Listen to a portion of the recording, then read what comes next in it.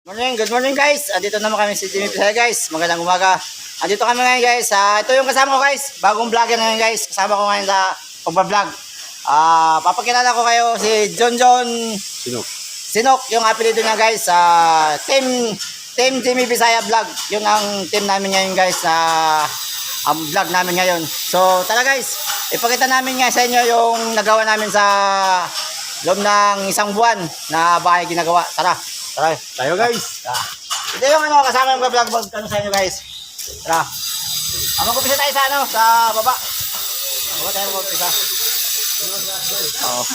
So dito yung medyo bit na nagka-grinder kasi papalakihan yung pinto ng entrance ng isang unit. Yung yung itong harap na to, isang unit to guys.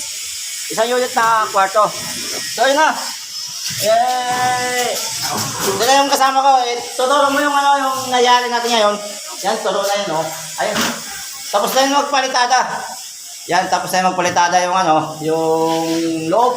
Pinis na to, kulang ito. Yung CR. Yan, okay na rin yung entrada ng CR. So, pinis na rin sa lahat. So, kulang ito, na lang. Kisame sa wiring, saka yung flooring. Additional tiles. Tatiles namin to.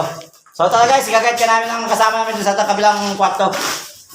Yung kasama ko ngayon, medyo mahihayin pa siya mahihayin pa siya mag-intro kasi entrance pa lang. Pa lang siya? First timer pa lang. Ito na guys, yung pangalawang kwarto. Yan eh. Ini yung pangalawang kwarto. Palitan na rin. Turo. Palitan na rin guys. Kabila. Ongoing na. Ongoing na daw. Mga oras, tapos na yan. Ito yung pangalawang kwarto. Ito na lang. Isisira na itong pintuan. Dalawa. Tapos na yan. Tapos ito yung kwarto pala. Saka yung CR.